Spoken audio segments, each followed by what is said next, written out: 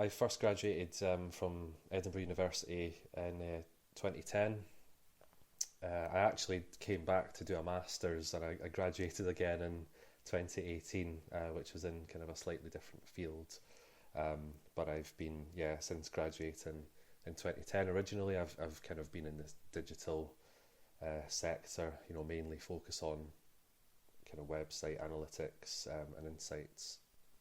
I mean, I didn't really know before going into uni, like most people, what I wanted to do. I chose a degree that I thought would have, a lot of options down the line. So I studied computer science and artificial intelligence, and luckily that kind of played out for me. So while studying, I discovered like I had a really keen interest in web technologies and websites, basically.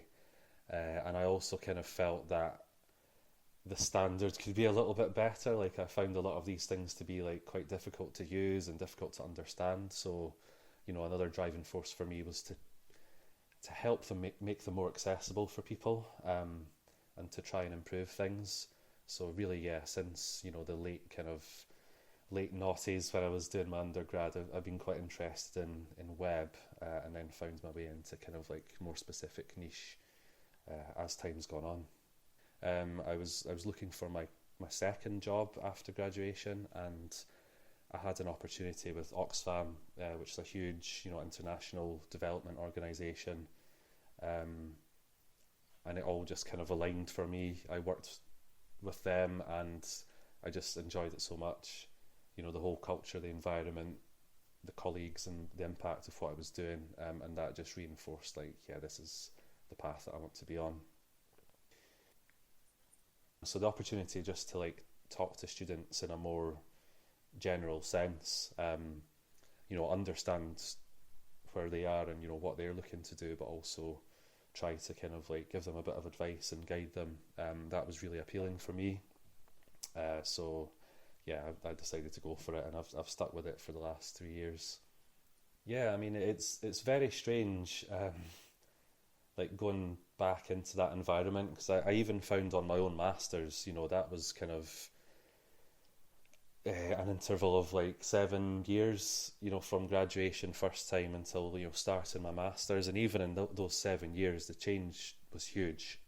And then even since then, we've had a crazy amount of changes in the world around us, and the world of work. So sometimes it's a little bit like I just feel like I can't relate, but once you dig into it, you find those kind of like similar patterns, and you can relate. I mean, I could relate to like the situation I was in my undergrad, just not knowing what I was doing next, and not having maybe like a clear career path or a lot of support around me. And one thing I will say as well was just the general kind of how informed and level-headed everyone seemed. Like I feel like I just wasn't like that when I was in maybe like second year of uni. Some of the students I've spoken to over the last few years have been just so impressive. It's almost like they're established professionals, and they've really got their head screwed on. So that was one big thing where I felt, yeah, there's a big shift in just the kind of like mindset and the level of like information and preparedness that they had. No one in my family has gone to university before either, so I didn't really have anyone to kind of like turn to or guide me like in my immediate circle. But then luckily I had a lot of friends who'd also gone to uni at the same time, so they were crucial. That was my kind of crucial support network. Socializing with them, but also just like sharing the experience. That's something that helped kind of like build a platform for me, and think so that I could think, I'm part of this group, this generation, this social group, whatever you want to call it. And we're all doing quite good things. We're all studying on kind of like quite impressive degrees, and we're learning all the time. So that was a little bit of like validation that someone like me could kind of pursue that avenue in life. Because I do think there is still an element of, it's like, it's who you know, and if you happen to know the right person at the right time, you can have opportunities that other people maybe don't.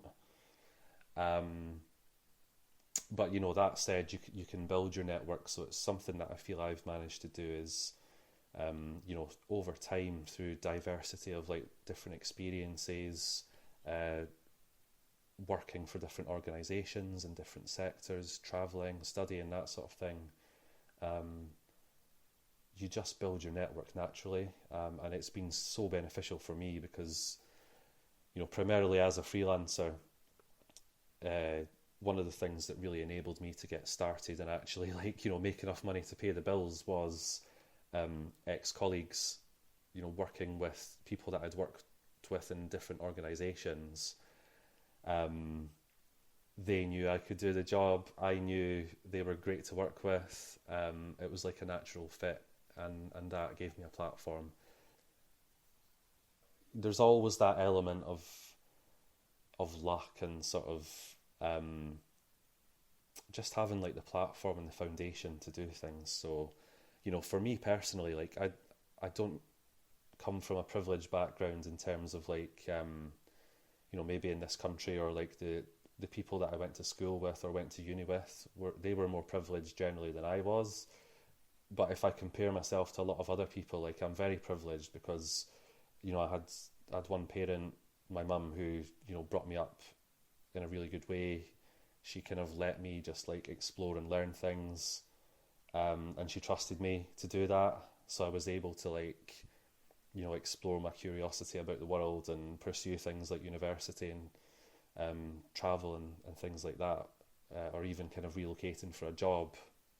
Um, Other people might not have that because like they have like family pressures or other sorts of issues or financial pressures or something like that that kind of holds them back. So, you know, I've worked very hard. Like I've constantly tried to self improve. Like every day of my life, I'm always pushing myself and trying to learn. But I do recognize that I've had, you know, a decent family kind of personal background and the opportunity, you know, to go to school, to go to university.